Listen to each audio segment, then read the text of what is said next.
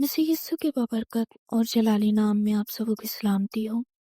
मैं एक बार फिर अपने चैनल फैसल रहमत में आप सबको खुशामदीद करता हूँ।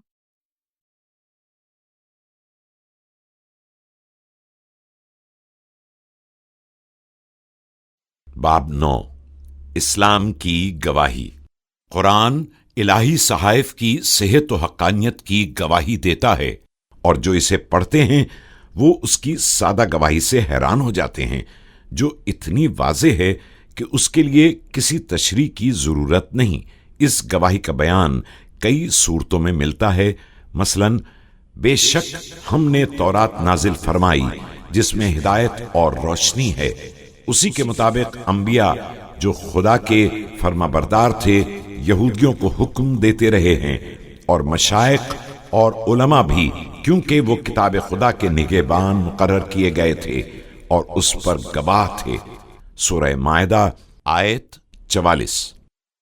और उन पैगंबरों के बाद उन्हीं के कदमों पर हमने ईसा इब्ने मरियम को भेजा, जो अपने से पहले की किताब तौरात की तस्दीक करते थे, और उनको इंजील इनायत की जिसमें हिदायत और नूर है, और तौरात की जो उससे पहली किताब है तस्दीक करती है और परहेजगारों को राह बताती और नसीहत करती है। सूरह माहिदा आयत 46। और हमने तुम पर सच्ची किताब नाजिल की है जो अपने से पहली किताबों की तस्दीक करती है और उन सब पर शामिल है, तो जो हुक्म खुदा ने नाजिल फरमाया है उसके मुताबिक उनका फैसला करना। सूरह मायदा आयत 48। पहली आयत तौरात की सेहत और हक्कानियत की कुरानी गवाही है कि ये रास्त हिदायत है और ऐसी बातें जाहिर करने के लिए नूर है जिनके जरिए से नबियों ने खुदा की किताब के मुताबिक जैसे उन्हें दी गई थी हुक्म देने थे। दूसरी आयत में बयान है कि मसीह ने तौरात की तस्दीक की कि वो सच्ची है, और उसकी इंजील ने जो हिदायत, नूर और नसीहत है उन सब मुकद्दस किताबों की तस्दीक की है जो उससे पहले थीं। तीसरे हवाले में बयान है कि ये जनाब मोहम्मद पर नाजिल किया गया, जो अपने से पहले सहाइफ की तस्दीक करता है और वो उनका मुहाफिज था, और ताकीद ये की गई कि जो कुछ खुदा ने उसमें नाजिल किया है उसके मुताबिक फैसला करना, जो तौरात और इंजील की ताईद में हो। तौरात और इंजील की ताईद करते हुए कुरान उनके पैरोकारों की हौसला अफजाई करता है कि उन तालीमात पर कायम रहें जो उनमें हैं, और इस ज़िम्न में कहता है, कहो कि ए अहले किताब, जब तक तुम तौरात और इंजील को और जो और किताबें तुम्हारे परवरदिगार की तरफ से तुम लोगों पर नाजिल हुईं उनको कायम न रखोगे, कुछ भी राह पर नहीं हो सकते। सूरह मायदा आयत 68। कुरान इंजील के पैरोकारों की हौसला अफजाई करता है कि उन अहकामात पर कायम रहें जो उनकी किताबों में पाए जाते हैं, और जो उन अहकाम को नजरअंदाज करते हैं उन्हें गुनाहगार कहा गया है। लिखा है, और अहले इंजील को चाहिए कि जो अहकाम खुदा ने इसमें नाजिल फरमाए हैं उसके मुताबिक हुक्म दिया करें, और जो खुदा के नाजिल किए हुए अहकाम के मुताबिक हुक्म न देगा तो ऐसे लोग नाफरमान हैं। सूरह मायदा आयत 47। मोमिनो, जो किताबें इससे पहले नाजिल की गई थीं सब पर ईमान लाओ, और जो शख्स खुदा और उसके फरिश्तों और उसकी किताबों और उसके पैगंबरों और रोज़े क़यामत से इनकार करे वो रस्ते से भटक कर दूर जा पड़ा। सूरत उन्निसा आयत 136। मदरजा वाला से वाज़ेह है कि अलिफ, कुरान अहले किताब की हौसला अफजाई करता है कि तौरात और इंजील के अहकाम पर कायम रहें।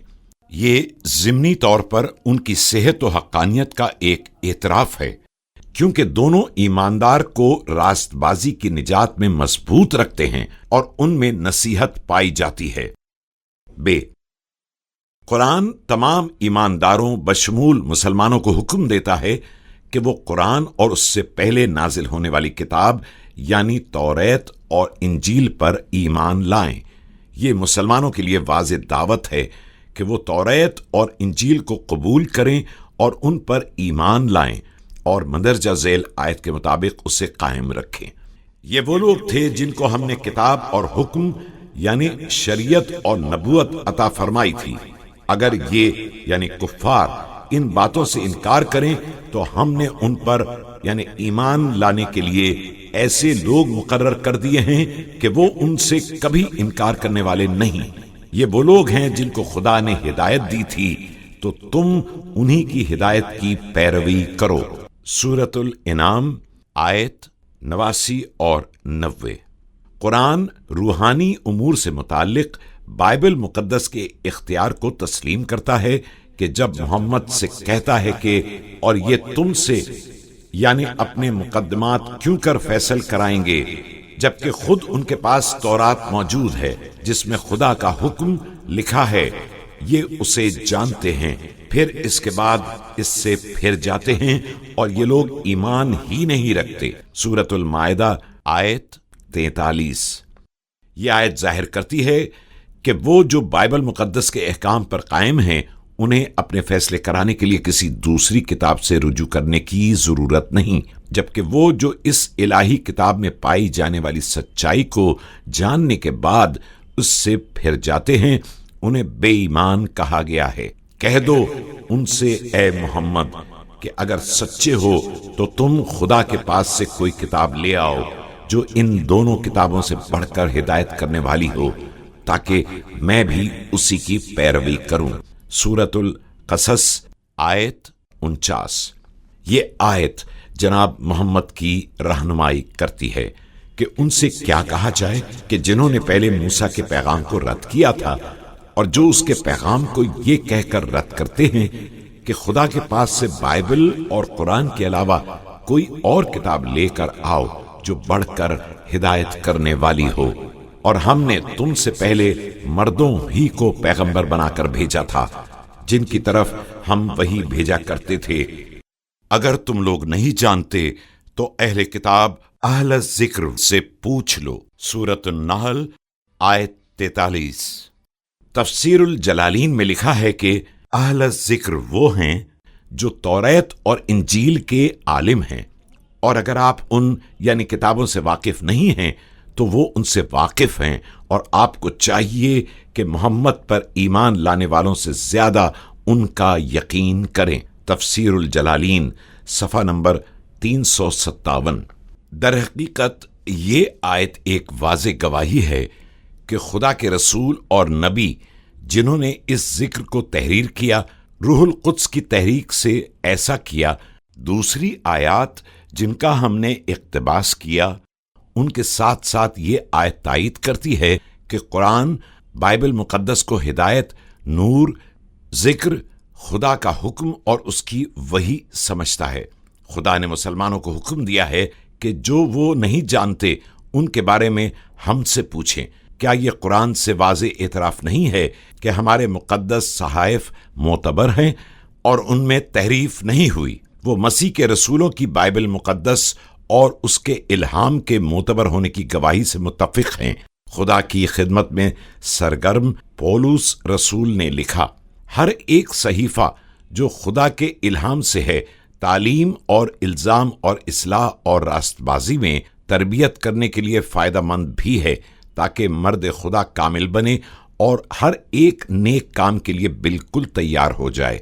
دوسرا تموتھیوس 3:16-17۔ اسی وجہ سے مسیحی پرانے عہد نامے کو قبول کرتے ہیں جو 400 قبل مسیح میں مکمل ہوا۔ یہودیوں نے اسے 3 حصوں میں تقسیم کیا۔ الف، توریت 5 کتابوں پر مشتمل ہے جو موسیٰ نے لکھی، یعنی پیدائش، خروج، احبار، گنتی اور استثناء۔ اسے شروع ہی سے معتبر، محترم اور مقدس مانا جاتا تھا، کیونکہ اس میں خدا کے 10 احکام اور انسانوں کے لیے اس کے وعدے پائے جاتے ہیں۔ بے، نبیوں کے صحائف جو 2 حصوں میں منقسم ہیں، اول یشوع، قضات، سموئیل اور سلاطین کی کتب، دوم یسایہ، یرمیہ، حزقیኤل، ہوسیہ، یوئیل، آموس، عبدیہ، یونا، मीका, नाहूम, हबक्कूक, सफन्निया, हज्जई, जकरिया और मलाकी की कुतुब। जीम, किताबें जिनमें ज़बूर, अमसाल, अय्यूब, दानिएल, अज़रा, नाहमिया, तवारीख, गज़लुल गज़लात, रूत, नूहा, वाइज और आस्तर की कुतुब शामिल हैं। नए अहदनामे की किताबों के बाबत उलमा मुत्तफ़िक़ हैं कि ये मसीह के मुख्तलिफ पैरोकारों ने लिखी या तरतीब दी, जिन्होंने उसे सुना और देखा था और उस वक्त तक जिंदा थे। नए अहदनामे में 4 अनाजील, रसूलों के आमाल, पौलुस के खतूत, पतरस के खतूत, याकूब, यूहन्ना और यहूदा के खतूत और मकाशफा की किताब शामिल है। ये बाइबल मुक़द्दस के मशमूलात का खुलासा है जो खुदा के मुक़द्दसों के वसीले उसका इल्हाम है।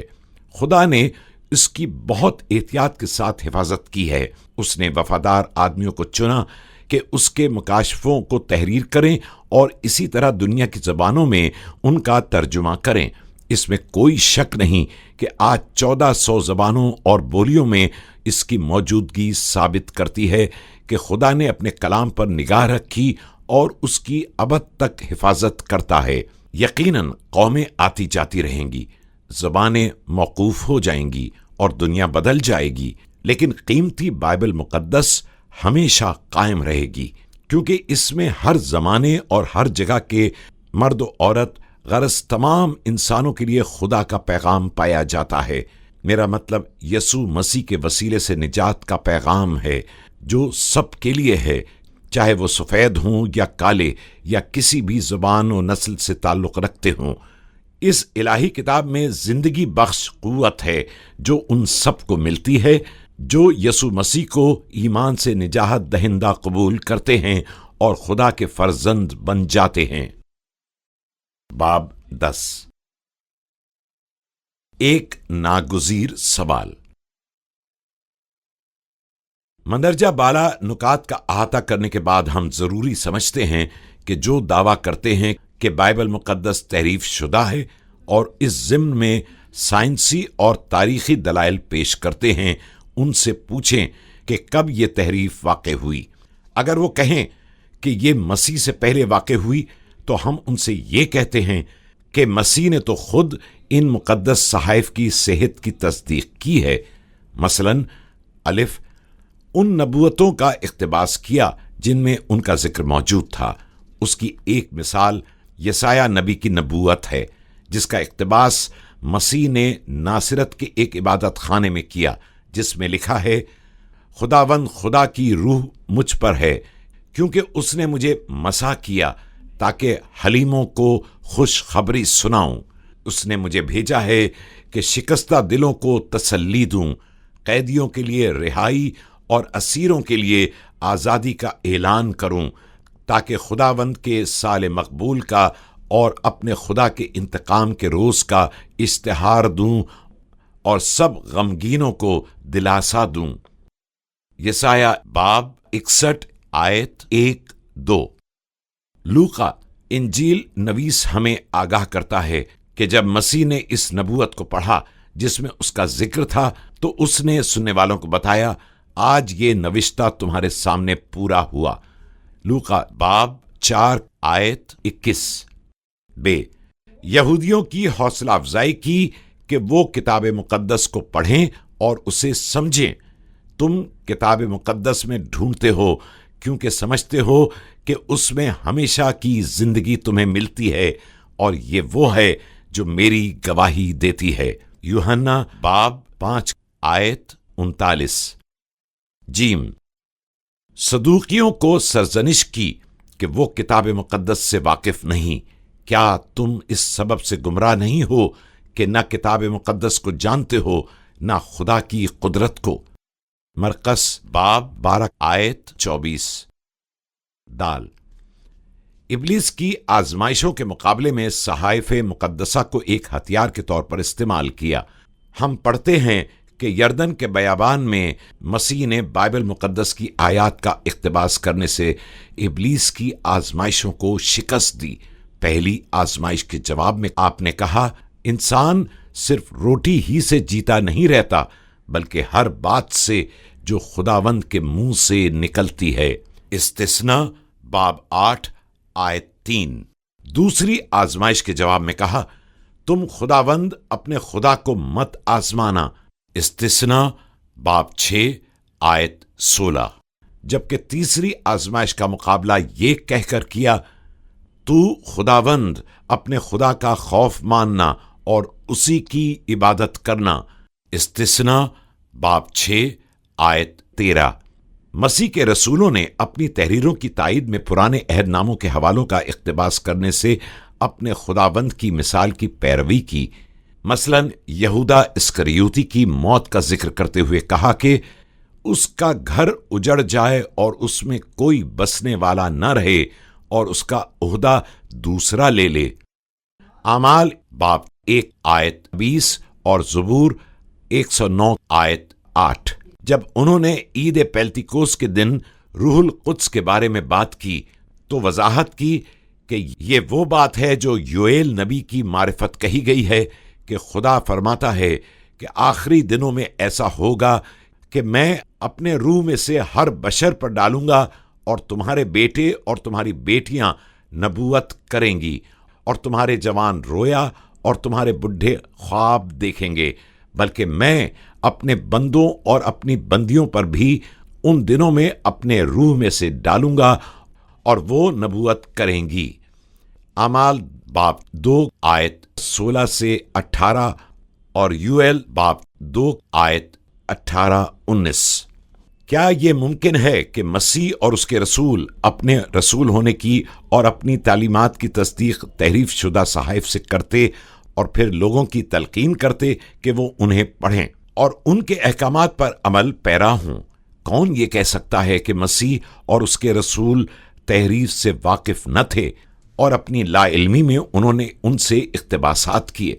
अगर किसी भी अकीदे का मानने वाला ऐसा दावा करने की जुर्रत करे तो वो यकीनन रसूलों और नबियों की वही की सेहत का इनकार करता है और दरअसल खुदा पर इल्जाम लगाता है कि उसने अपने सहाइफ की हिफाजत करने में कोताही बरती। मजीद बरां ऐसा एतबार न करने का दावा कुरान पर भी इल्जाम है, क्योंकि इसमें बहुत सी ऐसी आयात पाई जाती हैं जो सहाइफ मुक़द्दसा की सेहत की तस्दीक करती हैं। लेकिन अगर वो जो बाइबल मुक़द्दस में तहरीफ का दावा करते हैं कहें कि ये यहूदी थे जिन्होंने मसीह के ज़माने के बाद पुराने अहदनामे के मतन को तब्दील कर दिया, तो उसका जवाब ये है कि ऐसा नामुमकिन है। पुराने अहदनामे की तमाम किताबें मसीहियों के हाथों में थीं और अगर यहूदी भी ऐसा करते तो मसीही उनके मंसूबे को अयां कर देते। वो जो तहरीफ का दावा करते हैं, अगर वो कहें कि मसीहियों ने बाइबल मुक़द्दस में तहरीफ की है, तो हमारा जवाब ये है कि ऐसी कोशिश भी मुमकिन न थी, और अगर बिलफर्ज उन्होंने तहरीफ की भी तो क्या मसीहियों के खिलाफ यहूदी उठ न खड़े होते? और अगर तहरीफ का दावा करने वाले कहें कि यहूदियों और मसीहियों दोनों ने बातिल मंसूबा बांधा और बाइबल मुक़द्दस में तहरीफ करने के लिए एक दूसरे के हाथों में खेलते रहे, तो ऐसा कहने वाले कम अक्ली का मुजाहरा करते हैं, क्योंकि यहूदी जो शुरू ही से मसीहियत के मुखालिफ थे और जिन्होंने मसीह के आने का इनकार किया था, कभी भी मसीहियों के साथ एका न कर सकते थे। अगर फर्ज किया जाए कि ऐसा नामुमकिन काम हुआ था, तो क्या यहूदी इस बात पर जिद न करते कि उन तमाम हवालों को बाहर करें जिनमें मसीह की तमजीद की गई है या जो उसकी उलूहियत के बारे में बताते हैं, और वो तमाम नबूवतें भी जिनमें उसके तजस्सुम, मौजज़ाना पैदाइश, दुखों, मौत और फिर मुर्दों में से जी उठने का जिक्र है। चूंकि ऐसे तमाम हवालाजात बाइबल मुक़द्दस में अब भी मौजूद हैं, इसलिए ऐसा हर दावा गलत है। एक और हकीकत भी है जिससे तहरीफ का इल्जाम लगाने वाले आंखें नहीं चुरा सकते। मसीहियत के आगाज से ही पुराने अहदनामे की किताबें यहूदियों और मसीहियों के दरमियान उन्हीं ज़बानों में मौजूद हैं जिनमें खुदा के मुक़द्दस लोगों ने उन्हें लिखा था। जब उलमा ने दोनों के यहाँ मौजूद नक़ूल का मोहतात मुवाजना किया तो पता चला कि वो मुकम्मल तौर पर यकसा हैं। मज़ीद बरां जो तहरीफ का दावा करते हैं उनसे हम पूछते हैं कि इंजील में ऐसी तहरीफ कब हुई थी? क्या ये कुरान से पहले हुई या बाद में? अगर वो कहें कि कुरान से पहले, तो कुरान उन्हें शश व पंज में डाल देता है, क्योंकि इसमें जनाब मोहम्मद को हुक्म दिया गया है कि किसी भी तरह से शुकूक दूर करने के लिए उनसे मदद लें जो बाइबल मुक़द्दस को पढ़ते हैं। अगर तुमको इस किताब के बारे में जो हमने तुम पर नाजिल की है कुछ शक हो, तो जो लोग तुमसे पहले की यानी उतरी हुई किताबें पढ़ते हैं उनसे पूछ लो। सूरह यूनुस आयत 94। चूंकि खुदा हर चीज का इल्म रखता है, इसलिए उसकी खुदावंदियत के लायक नहीं कि मोहम्मद अरबी को शुकूक दूर करने के लिए उनके पास भेजता जो एक तहरीफ शुदा किताब रखते थे। बाइबल मुक़द्दस के मोतबर होने की गवाही देते हुए कुरान ये भी कहता है, और ए पैगंबर, हमने तुम पर सच्ची किताब नाजिल की है जो अपने से पहली किताबों की तस्दीक करती है और उन सब पर शामिल है। सूरह मायदा आयत 48। उन पर शामिल है का मफहूम ये है कि खुदा ताला की किताबों और उनके इलाही कवानीन और सच्चाइयों की मुहाफ़िज़ है। अगर वो तहरीफ जिसका इल्ज़ाम लगाया जाता है कुरान के बाद हुई, तो जो भी तहरीफ का इल्ज़ाम लगाता है वो ये कह रहा होता है कि कुरान हिफाजत करने के काम में नाकाम रहा। दूसरे लफ्ज़ों में, अगर तौरेत और इंजील में कुरान के बाद तहरीफ हुई तो ऐसा दावा कुरान के पैरोकारों का वाज़ेह इल्ज़ाम है कि वो इंतहाई अहम फ़र्ज़ जो कुरान के सुपुर्द किया गया उसमें गफलत हुई है। जब तौरेत और इंजील में तहरीफ हुई, उससे पहले लाजिम था कि वो उनकी कुछ नक़ूल संभाल कर रखते, क्योंकि मुहाफ़िज़ होने के लिए ज़रूरी है कि जिस चीज़ की हिफाजत की जा रही है उसका वजूद भी हो। मसीहियों ने ऐसा ही किया है। जब उन्होंने तौरात में अपने खुदावंद मसीह के बारे में नबूवतें देखीं तो उन्होंने अपने आप को उनका मुहाफ़िज़ बनाया और दुनिया में उनकी मनादी करने के लिए खूब काविशें की, यहाँ तक कि आज उनके तराजिम 1400 ज़बानों में मौजूद हैं। मुसलमानों ने जब देखकर यकीन किया कि तौरात और इंजील में जनाब मोहम्मद के बारे में नबूवतें और सबूत मौजूद हैं, तो क्यों उन्होंने ऐसा न किया? ज़ेल में चंद कुरानी आयात दर्ज हैं जो बयान करती हैं कि खुदा का कलाम तब्दील नहीं हो सकता। बेशक ये किताब नसीहत हम ही ने उतारी है और हम ही इसके निगहबान हैं। सूरतुल हज्र आयत 9। और खुदा की बातों को कोई भी बदलने वाला नहीं। सूरतुल इनाम आयत 34। खुदा की बातें बदलती नहीं। सूरह यूनुस आयत 64। यही खुदा की आदत है जो पहले से चली आती है और खुदा की आदत कभी बदलती न देखोगे। सूरतुल फतह आयत 23। और तुम्हारे परवरदिगार की बातें सच्ची और इंसाफ में पूरी हैं, उसकी बातों को कोई बदलने वाला नहीं और वो सुनता और जानता है। सूरतुल इनाम आयत 115। और अपने परवरदिगार की किताब को जो तुम्हारे पास भेजी जाती है पढ़ते रहा करो, उसकी बातों को कोई बदलने वाला नहीं और उसके सिवा तुम कहीं पनाह की जगह भी नहीं पाओगे। सूरतुल कहफ आयत 27। इन दर्ज आयात में खुदा का वादा पाया जाता है कि कोई भी उसके कलाम को बदल नहीं सकता, क्योंकि उसी ने उसे नाजिल किया और वही उसका मुहाफ़िज़ है।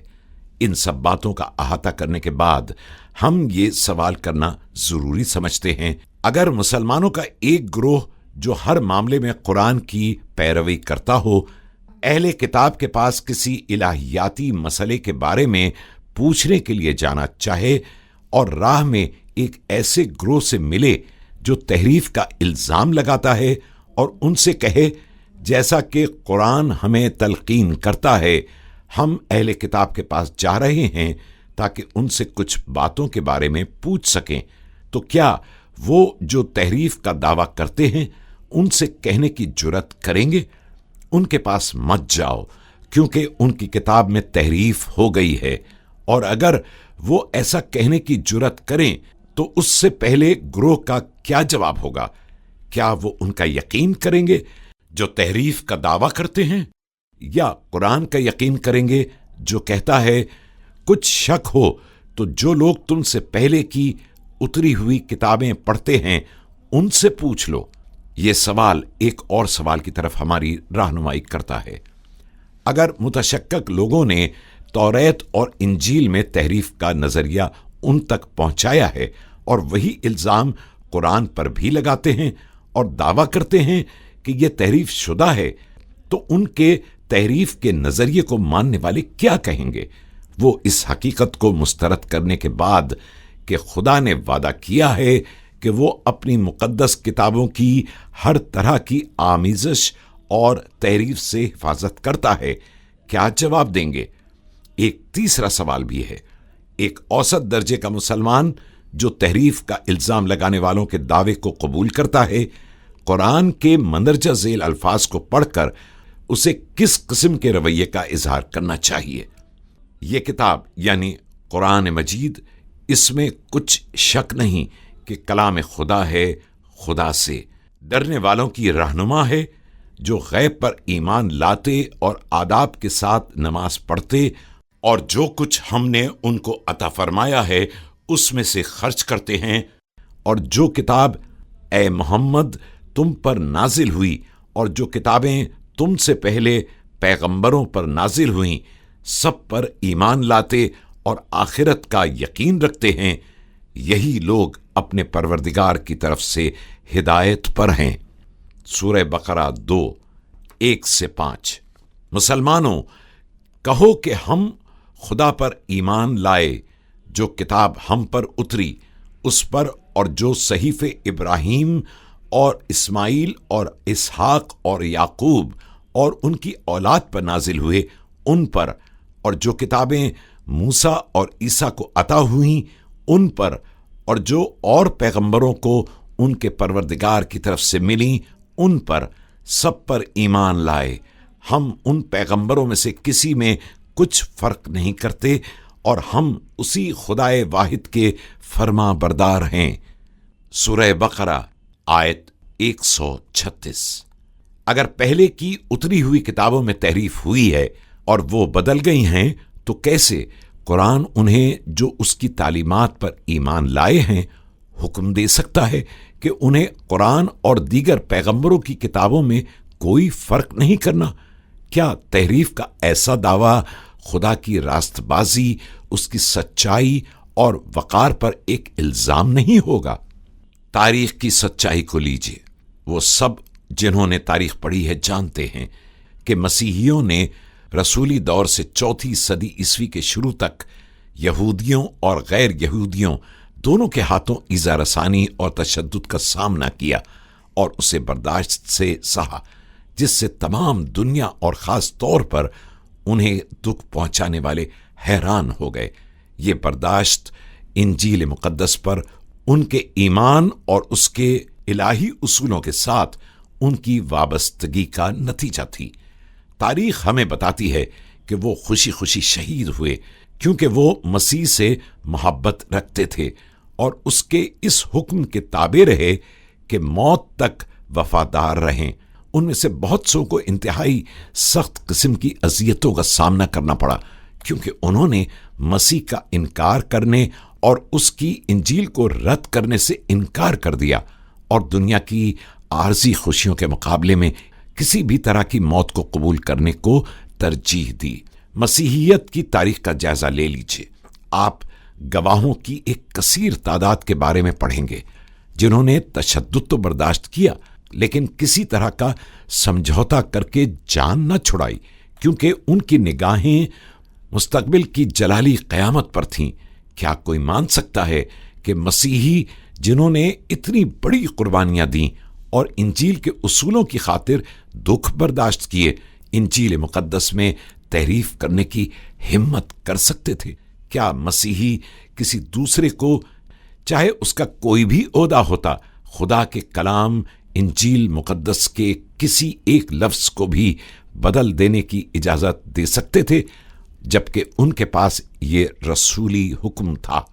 لیکن اگر ہم یا آسمان کا کوئی فرشتہ بھی اس خوشخبری کے سوا جو ہم نے تمہیں سنائی کوئی اور خوشخبری تمہیں سنائے تو ملعون ہو۔ غلطیوں باب 1 آیت 8۔ میں اس فرد سے جو تحریف کا دعویٰ کرتا ہو پوچھنا چاہوں گا کہ بائبل مقدس میں تحریف کرنے کے لیے مسیحیوں کے پاس کیا محرک تھا؟ کیا یہ ان کے لیے ابدی زندگی سے بڑھ کر اہمیت کا حامل تھا؟ انہوں نے اپنے خداوند اور نجات دہندہ کی پورے دل سے اور ہر اس چیز سے جو ان کے نزدیک قیمتی تھی اس کی پرستش کی، اور اس کے لیے اپنا خون تک بہانے سے دریغ نہ کیا، اور اس نے اپنے وفادار رسول یوحنا کی معرفت ایک تنبیہ دیتے ہوئے اپنے عہد پر مہر ثبت کی۔ میں ہر ایک آدمی کے آگے جو اس نبوت کی کتاب کی باتیں سنتا ہے گواہی دیتا ہوں کہ اگر کوئی آدمی ان میں کچھ بڑھائے تو خدا اس کتاب میں لکھی ہوئی آفتیں اس پر نازل کرے گا، اور اگر کوئی اس نبوت کی کتاب کی باتوں میں سے کچھ نکال ڈالے تو خدا اس زندگی کے درخت اور مقدس شہر میں سے جن کا اس کتاب میں ذکر ہے اس کا حصہ نکال ڈالے گا۔ مکاشفہ 22 18 19۔ لیکن اگر یہ دعویٰ کیا جائے کہ تحریف قرآن کے بعد ہوئی تو مندرجہ ذیل حقائق کی بنا پر ان کے الزامات کو نامعقول ہی کہا جا سکتا ہے۔ الف، اس وقت تک مسیحیت دور دراز کے علاقوں تک پھیل چکی تھی، مثلا اناطولیہ، عرب، شمالی افریقہ، فارس، India, Italy, France, Spain, England اور جرمنی وغیرہ۔ کیا یہ فرض کر لینا عقل سلیم پر مبنی ہے کہ ان تمام دور دراز علاقوں کے مسیحی ایک ہی دن ایک ہی جگہ پر اپنی انجیل میں تبدیلی کرنے کے لیے جمع ہو سکتے تھے؟